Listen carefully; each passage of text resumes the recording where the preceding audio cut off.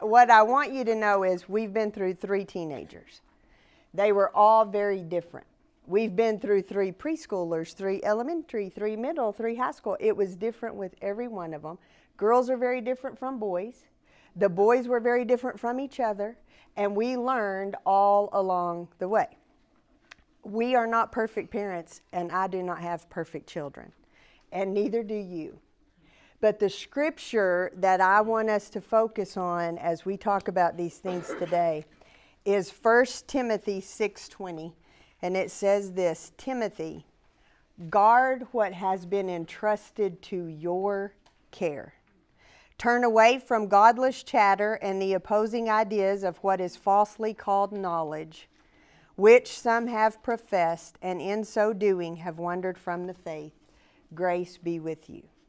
What I want you to know, whether we're talking about technology, which is what we're going to focus largely on this morning, or whatever, what this word says is you guard what has been entrusted to you.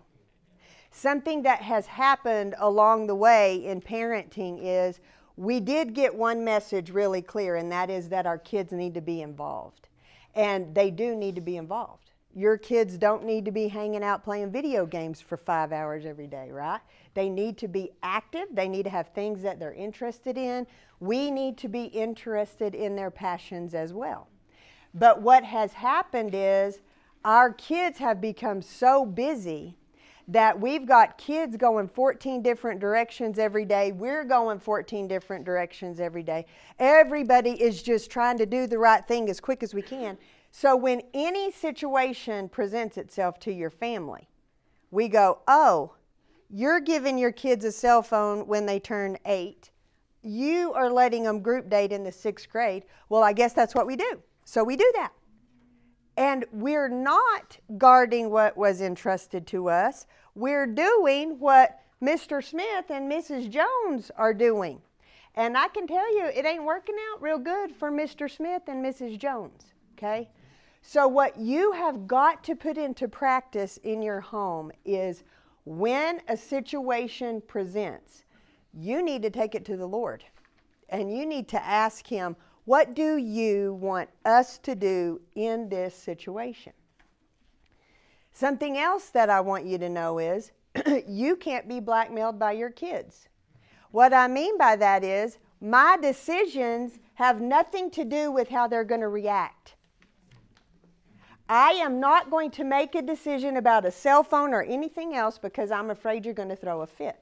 Because let me just tell you, if you have ever had a 2-year-old, anybody ever had a 2-year-old?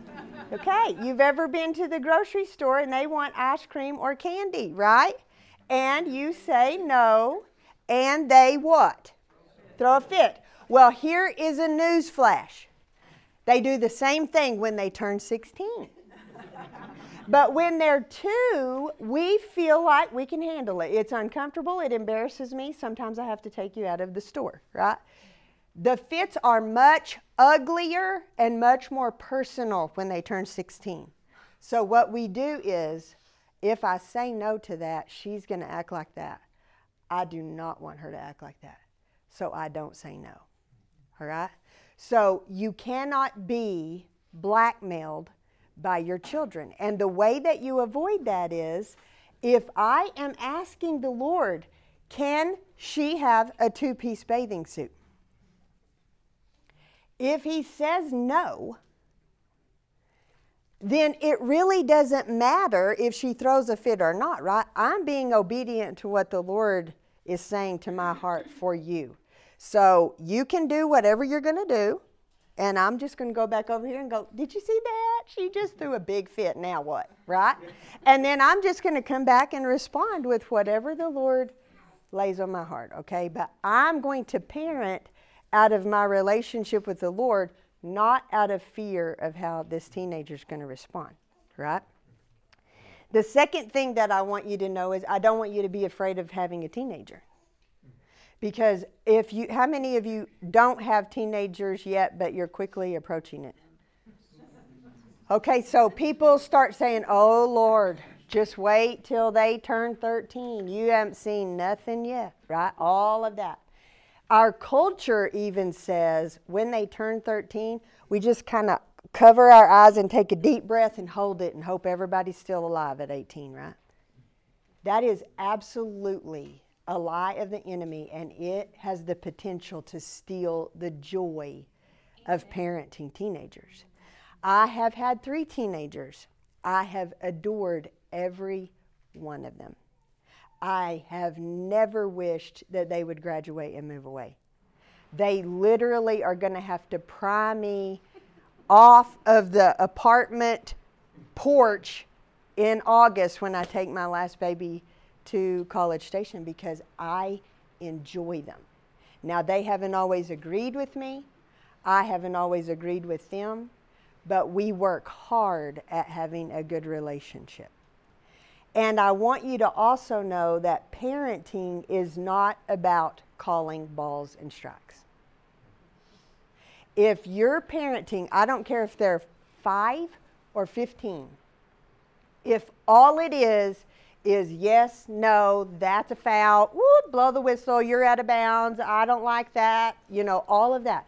If that's what your parenting is reduced to, everybody's going to be miserable. Your parenting, however old they are, is relational. It is about learning to know each other, right? I want to know what this child thinks, how this child communicates, what's the passion in this one's heart, and I want you to know me. I want you to know what color is my favorite, what kind of movies I like, what kind of restaurants I like, why I like to go to bed at 9:30 at night, right? All of the, I want you to know me. I want to like you.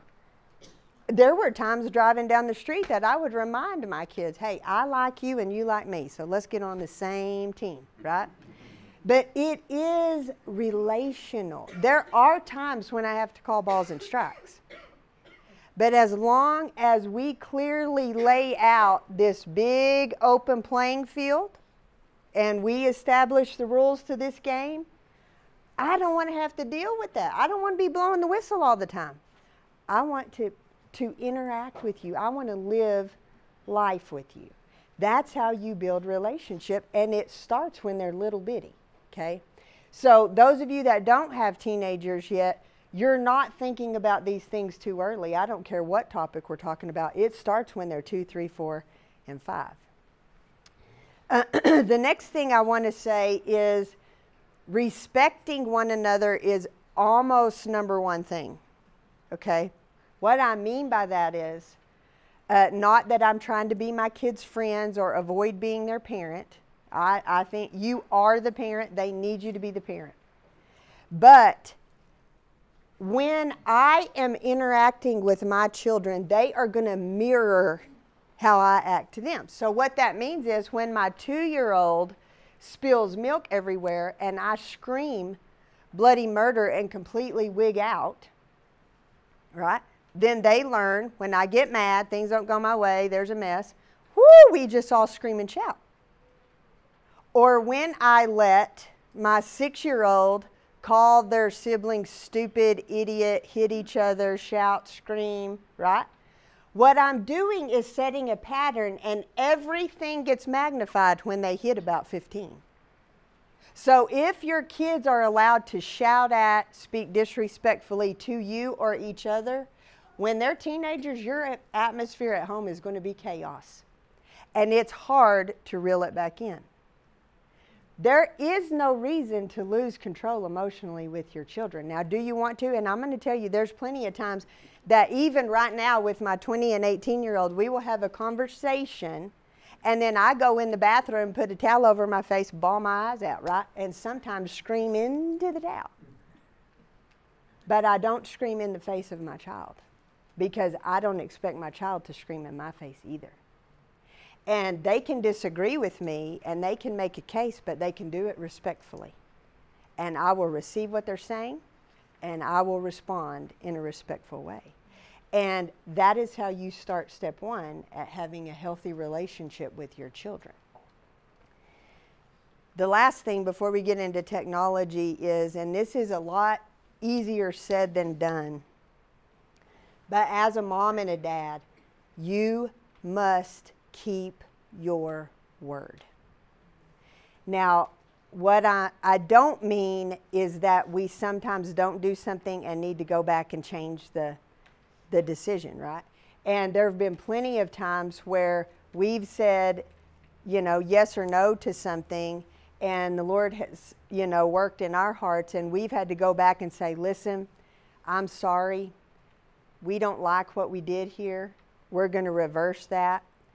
I know that probably doesn't make you happy. I need you to forgive me, and I do apologize. But we're going to do something different. That's not what I'm talking about. But what I am talking about is, let's take, for example, the two-piece bathing suit that I said. If when she's 8, you decide we're not going to wear two-piece bathing suits, it has to be because you believe that's the right decision for her, right? So when she's 8, if it's right, it's sure right when she's 16.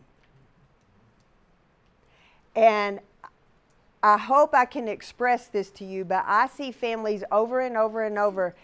At 8, I am dying on this hill. By golly, Smalley, you are not wearing a two-piece bathing suit. But when she turns 16 and the heat is turned up a little bit, and she really wants that because it's hard to find a cute one-piece bathing suit, and everybody else is wearing a bikini, then I don't know what happens. We like get amnesia and we're like, well, okay, maybe it's okay. Well, why in heaven's sakes? If you're going to give in and let her do it at 16 when it matters, why didn't you let her wear the dang thing when she was 8? I mean, and do you see what she's thinking? Because what she's thinking is, if I complain long enough and hard enough, Mom and Dad are going to give in. And as soon as you do that, because you told her you weren't letting her do it when she was 8 because you didn't think that's what the Lord wanted. Now she's 16, you gave in. Do you realize the door that you've opened for every single thing that she wants that you don't think is the right thing for her? And you're going to make your life miserable. You need to think about your decision before you make it. And when you make it, you need to stand pretty sure by your word. Something that I've said to my kids many times is, you may not always keep your word, but we will always keep ours. Because it matters. They need to know that when you say yes, you mean yes, and when you say no, you mean no. There was a time when my kids, Tanner was quite a bit older, so when Tanner was in elementary school getting involved in a lot of activities, I had 2 babies. And there was a season when it was just, Tanner would ask for friends to come over. Can we go to Mr. Gaddy's? Can we do all these things? And I didn't want to do another thing. I was exhausted, and I'm toting these 2 babies. So I said no all the time, every time, before he could even get the question out.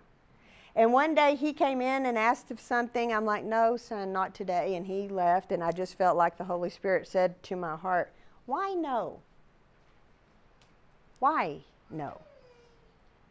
Because someday your no is going to matter.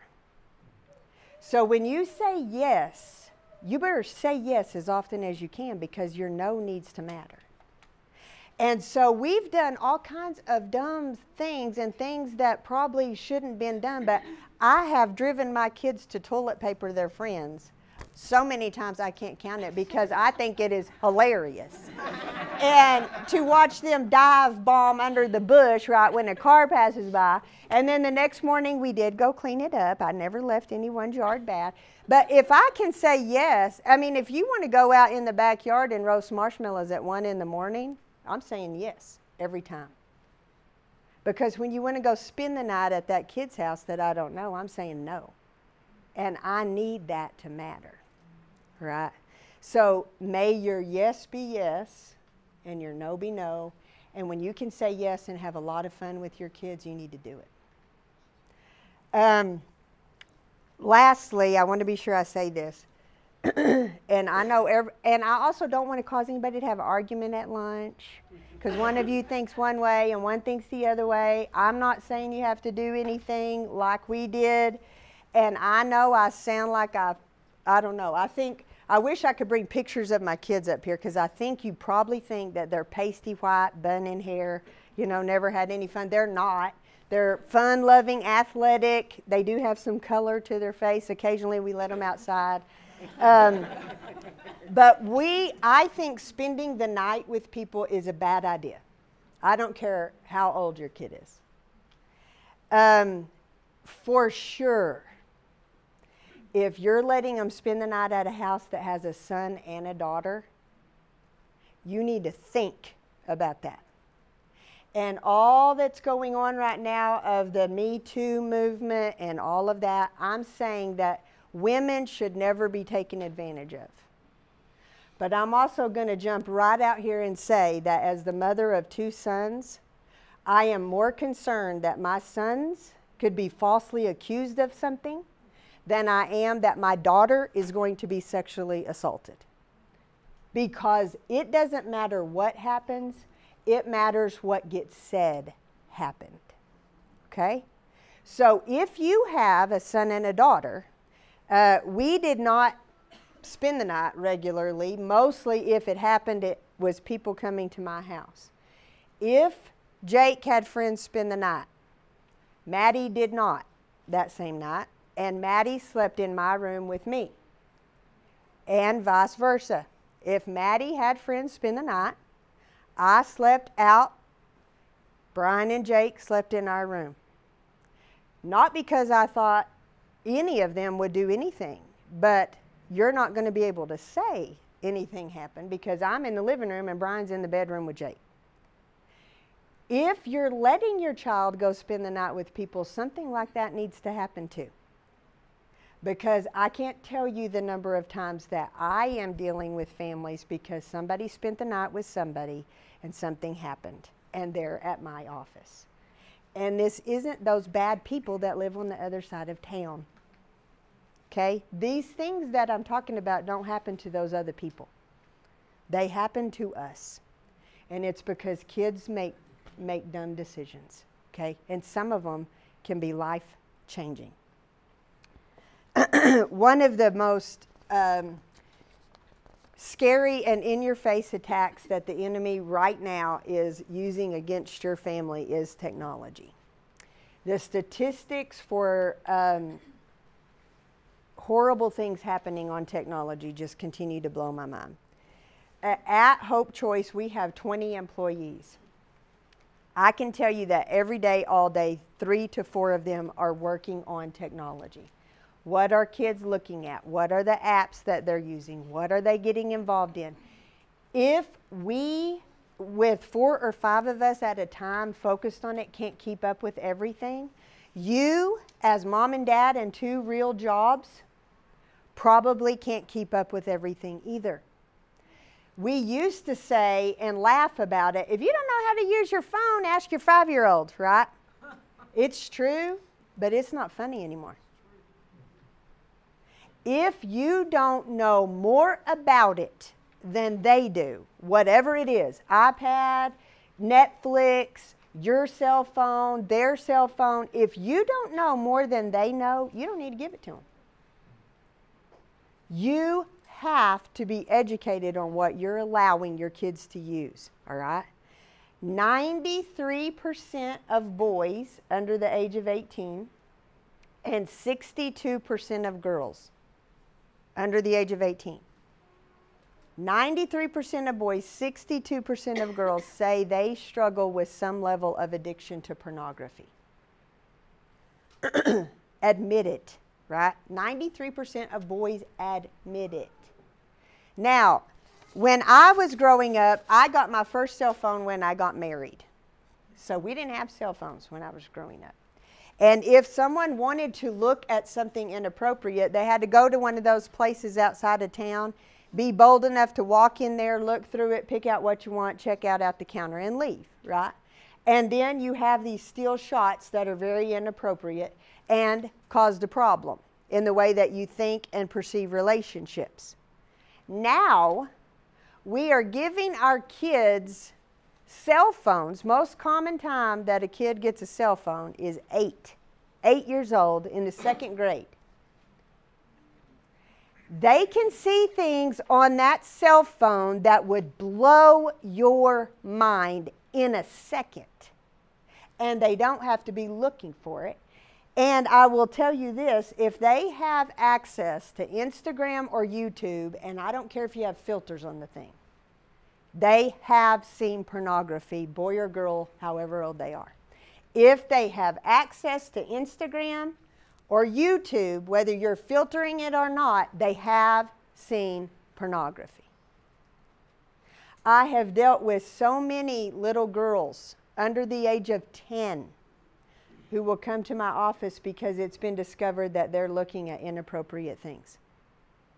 We used to say when a boy turns 13, you need to talk to him about it. I'm telling you, 8-year-old little girls sit in my office saying that they can't stop looking for inappropriate images, and it isn't because they started out that way. It's because we put them at the back of the volleyball gym with our cell phone or their iPad, and we tell them to watch a movie. And then somebody's friend comes by and says, hey, look what happens when you look up butts. Well, in a minute, and just like that, they are looking at things that they do not know how to process, and it is a hook of the enemy. They know it is wrong, and they cannot stop looking for it. And it's happening to little girls, much less little boys and young men. You need to be aware of what your kids are looking at. So if your kids use your cell phone, use your iPad, or if they have their own, you need to be looking at the history. You need to look up the history. If you have a teenage boy and he is unfiltered, I'd be willing to bet you my annual salary that there's something there. Because he doesn't have to really look for it. It finds him. So when you pull up that history, it's either going to be deleted, which is a warning sign, or you'll see something that might be inappropriate. So on your sheet, there are some different filters. There's really 2 different kinds. One is more of a filter. The one that we always used is called MobiSip. And it really is a filter, so that means it blocks things.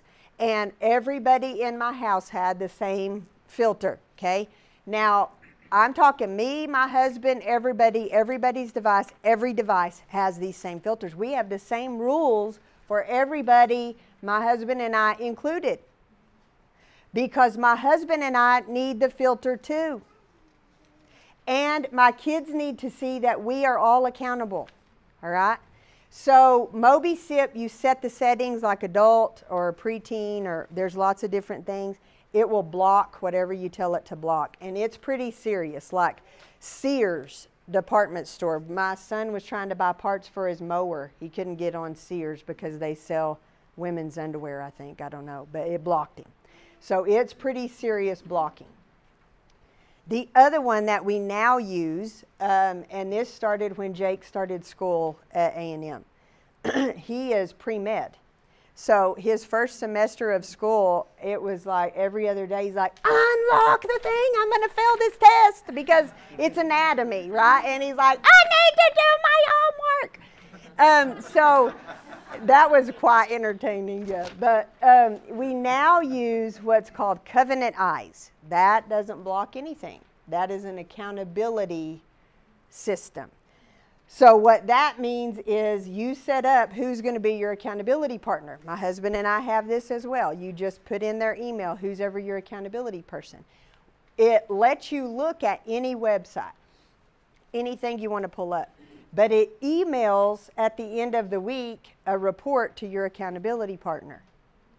So it will say, you need to check in with so-and-so, and it will tell you what website they looked at and how long they looked at it.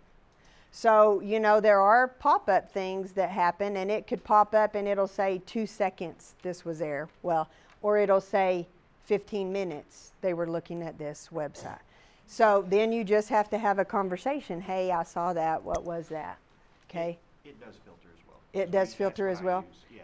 Okay, good. So you can set it up where it will filter too. So Covenant Eyes can be a filter too.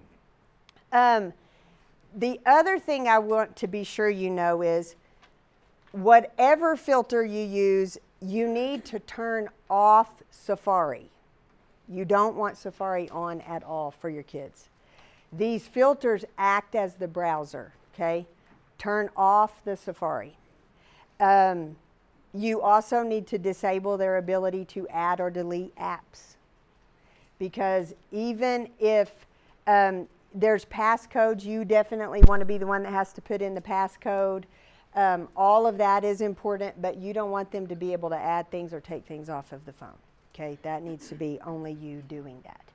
On your sheet, there is a list of lots of different apps that we know to be trouble. The other problem that we're seeing with technology is your kids really are becoming addicted to it. I'll tell you another thing. We didn't spend the night much, and my kids who are now 18 and 20 have never had, still do not have, any form of social media at all. So they went all the way through middle school and high school without Snapchat. And they made it. And they actually showed up occasionally to social events. And they knew what was going on their school teams. I mean, it may be just a unique phenomena in my house, but we didn't do social media. And now Jake has a Facebook page because he's a counselor at a camp, and they have to have that for that. But other than that, no social media. Now they're old enough that if they wanted it, they could have it. So by their own choosing now, they don't have it. Jake doesn't have internet on his cell phone. Again, that's just a boundary that he has set for himself. He doesn't want to have it on his phone, accessible at every moment. There is no good reason for your middle schoolers to have social media. There's really not a good reason for your high school kids to have it either. And if you've let them and you try to pull back, you're going to see firsthand one of those 16-year-old fits that I told you about. But that would be a wonderful opportunity to say, hey, we've kind of stepped into this. We think we may have jumped the gun a little bit, and we're going to pull back. That's definitely something for you to think about. And I can tell you this. There were times that my kids were left out of things. They didn't get invited or whatever because they weren't on all of these different things. But they were left out of so much drama that I can't even begin to tell you. Because when everybody saw this message on Snapchat, they didn't. When everybody saw somebody being bullied on Instagram, they didn't, because they didn't have it. And you would never regret, I promise you, pulling back from that, whatever it is that you've currently allowed. The other thing about it is, when I see kids talking about technology in our office, it's because there's a problem. And so oftentimes our solution is, you know, what if we take a break? What if we lay down all of your devices for a week? If I say that to a teenager, you will watch them respond like an addict, because they are. They will start to sweat and get nervous and, oh my gosh, well, how am I gonna know what's happening in math class? And what about my team? My team, we've got practice all the time, and I'm not gonna know. And oh my God, Mom, really? Do you think I have to give up this cell phone for a whole week? I won't look at that anymore. I said I'm not gonna look at that anymore. Why are you gonna let her take my cell phone away? I mean, as a parent, you watch your kid respond like that, and it will make you sick at your stomach. And they will do that. And then what I will say is, what if Mom gives up her cell phone too? Mom wants to respond the same way, but she knows to keep it, right? But you go put your phone down. Even if you say, okay, at 7 o'clock at night, I'm going to go put my phone up. I'm not going to check it anymore. You will be amazed how many times the thought comes to your mind. Did so-and-so text me back? Did anybody like that on Facebook? Whatever. It's multiplied by about 1 million for your kids. It is a scary and unhealthy thing for anything to have that much control and influence over your children. So regardless if you allow it or you don't, there have to be parameters on it. So like when we gave our kids a smartphone, they were both 16. They didn't have it until they turned 16. We gave it to them when they were 16 because they were driving and I wanted to be able to track their phone and they needed the directions on the phone. Before that, we had we called it the extra phone. And it was one phone that they shared. We decided who took it when they took it. And it was an old phone that had real buttons, like raised up buttons. And you could call on it and you could text on it. But it didn't belong to either one of them. So if you're riding your bike around the block, you can take it. If you're going to be late coming home from a game, you can take it. But other than that, it's in the drawer in my bedroom. It didn't belong to either one of them, so they weren't giving the number out to their friends. So people were not blowing the phone up all the time. That worked pretty well. And then when they turned 16, they got their own phone, but we didn't have internet on it and no social media. And we would say at such and such time at night, everybody's phone gets plugged in my bedroom. Me and Dad included. I can promise you this, and I'm not exaggerating. I have had arguments and disagreements with my kids over lots of things. I have never had an argument with either one of my kids over their cell phone because we set the expectations and we kept our word. And they never became addicted to it. Still to this day, I'll have to tell Maddie, did you respond to so-and-so about that? I saw that they texted you. And she'll be like, oh yeah. I've never looked across to have a conversation with my kid and seen the top of their head because they're. If I did, I guarantee you that would have been the end of that. Because I'm not going to compete with anything. Not your friends, not your cell phone, not your coach, nothing for a relationship with you. Amen. Because time is short. Those of you that are in my stage of life and Debbie and Jeff's stage of life, you will be amazed how in a blink you're taking your kids to school somewhere. I don't look back with any regret thinking, look at all that time that I wasted and gave up to this or that. I didn't give up time to this or that. I purposefully spent time with my kids. And that stupid phone certainly should not be an obstacle in your relationship with them. So let them go through withdrawals if you have to, but put the dadgum thing down. Something else is their friends should not have that much influence and connection with them. When you think back on middle school yourself, I remember middle school, and I can remember coming home and thinking, oh, praise the Lord. It is 4 o'clock and I do not have to deal with any of those people till tomorrow morning. And there was peace, right? And there was kind of a moment to shake it off. If your kids have a cell phone, they never have that. People can get a hold of them, in touch with them, bother them, bully them, or praise them too much at any moment. Your kids need a minute. They don't know they do, but they do. And you're the adult. So cause them to put the thing down, okay, at some point. Everything needs to be plugged in your bedroom too.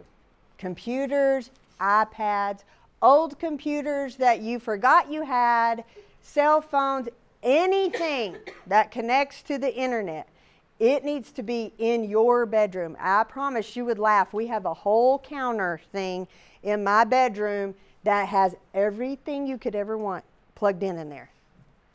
And it's ridiculous, but it needs to happen.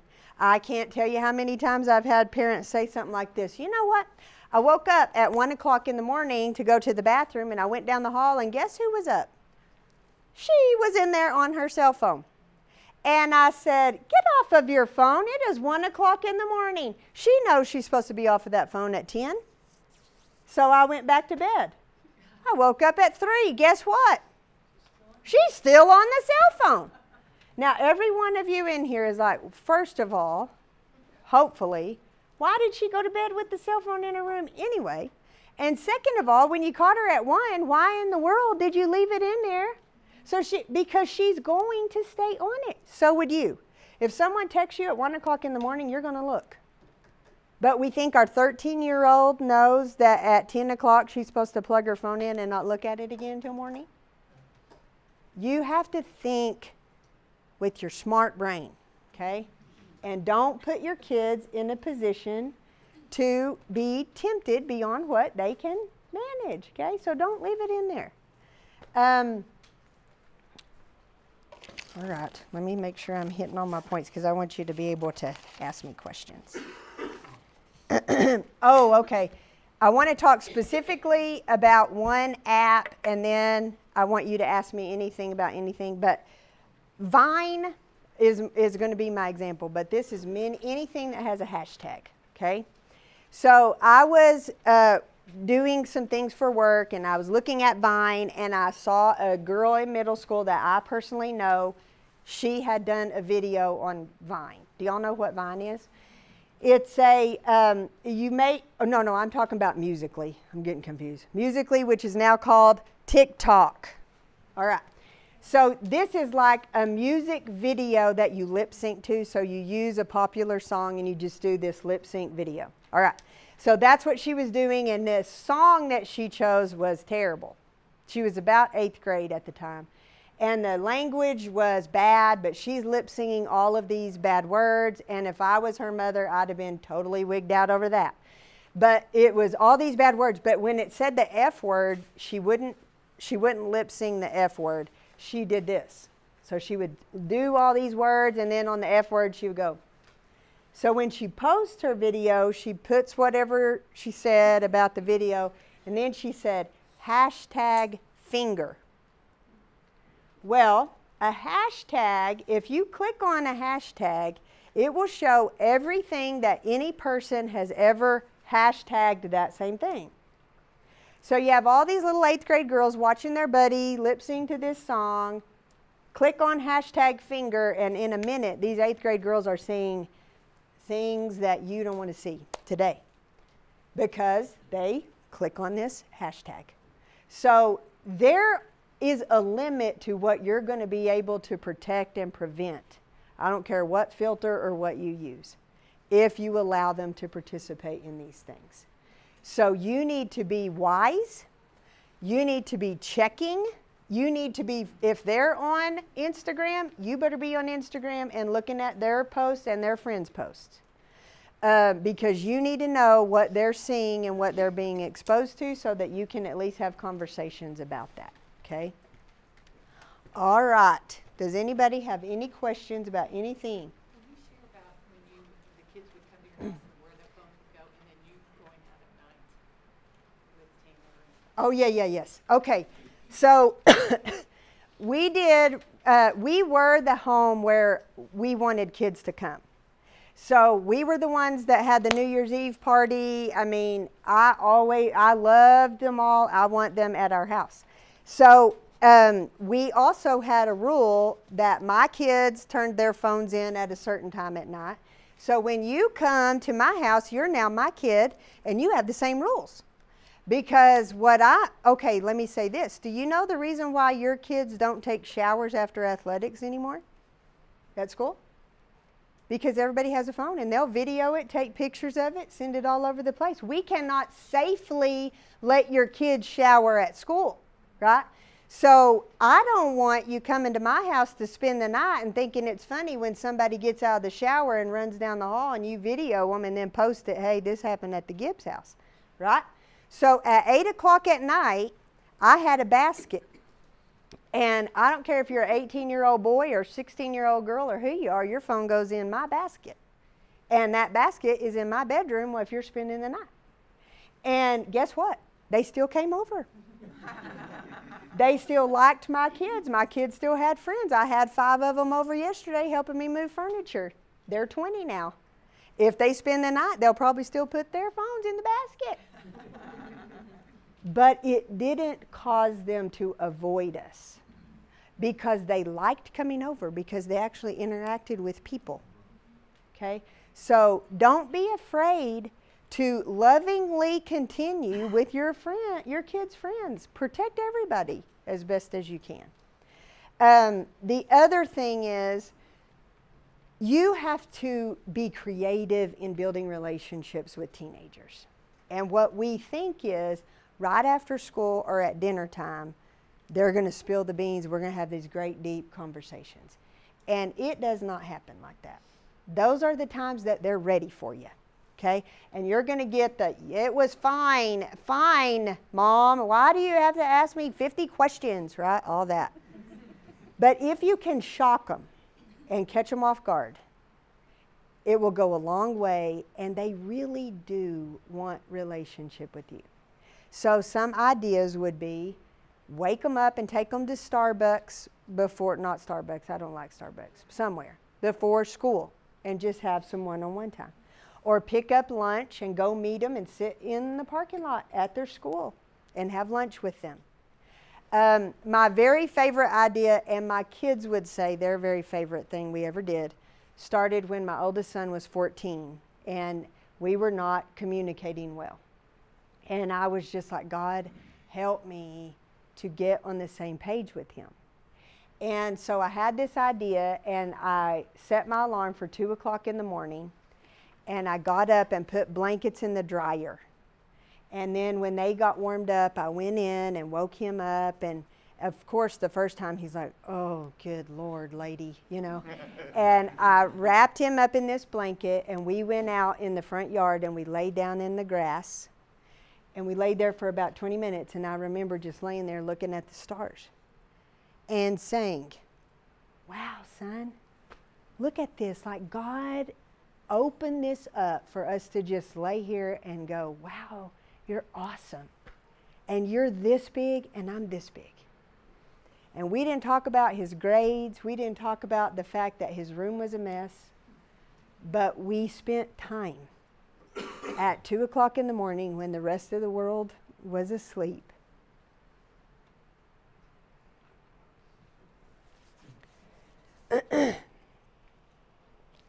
And it became something that we did regularly. Every week, I would wake up a different kid in the middle of the night. And we did things like I would leave a note on their pillow, and I would say nachos at 2. And I'd just get up and start making the nachos. And I'm going to tell you something, as a mom, there's nothing that will make your heart go faster than to hear their alarm beep at 2 o'clock in the morning. And here they come to have nachos. We played skip bow, we drank hot chocolate, we just watched some silly show on TV, whatever, for just about 30 minutes, a different one every week. And I can tell you that now my Jake that's at A&M, about 4 or 5 times a semester, he'll call me at 2 o'clock. And we didn't fix anything. We didn't solve any problem. But we have a relationship. And I know my kids. And when difficult situations happen, they know that I'm willing to sacrifice sleep. I'm willing for you to get mad at me. I'm willing to look silly to your friends' parents. I'm willing to do anything to help you be exactly who God's called you to be. Because above all else, guard your heart. And Timothy, guard what has been entrusted to you. And you have been entrusted with some pretty priceless kids. So I just want to say thank you for what you're doing as parents. Thank you for fighting the good fight. It is worth it. Keep fighting. Everybody makes mistakes. Kids all make mistakes. But you're in it together. So anybody have a question? We just have a kindergartner. That's our oldest. But one thing that I've been wondering this year is we want him to be in the world but not of it. Yeah. And that's been hard to explain because there are friends that are talking about stuff, like he came home talking about Chucky. Of course, he didn't know what it was. But it's just like, how do you teach your kid to not be judgmental, but also to be their friend, but not to be their friend? Do you know what I mean? Yeah. What's the best way to word that? Well, I think that what you're bringing up is super important because what I'm not saying is that you need to raise naive children. I have talked to my kids about things that make me want to run out of the room embarrassed about because they need to know. And so whether it's Chucky or whether it's something that somebody showed them on their phone, they need to know they can talk to you about it. And you need to explain it to them. And I would just say, hey, this is what it is. It's this evil doll. And it's pretty scary, but I really think there's some evil involved in it, and we don't want you watching it. And that doesn't mean Johnny's bad, but it means it's scary. And I don't believe that's what God wants for us. And I think that a lot of times we had friends that I wouldn't let you go to their house, but anybody can come over here. And we want to have influence, right? Something that I pray for your kids and mine every day is that the Lord would make them strong and that He would give them favor and influence. Because I'll tell you something, my kids are off at college now, and I don't spend a lot of time praying, God, please keep them away from Northgate. Don't let them get drunk and sleep around. I don't pray that. I pray this. In Jesus' name, every step that he takes on that campus is for the kingdom. Put somebody in his path today, God, that needs to see your light. Give him a voice. Help him, Holy Spirit, to know what to say and how to say it. Help him to see the kid that nobody else sees. Right? We're not praying prayers that your kids will sort of be good. I want your kids to be a powerful influence on the world around them. The way you do it is you talk and you train them and you teach them. And when they don't do it right, you explain why and how they could have done it differently. But you're good that they're coming home and telling you about Chucky and just talk. Yeah.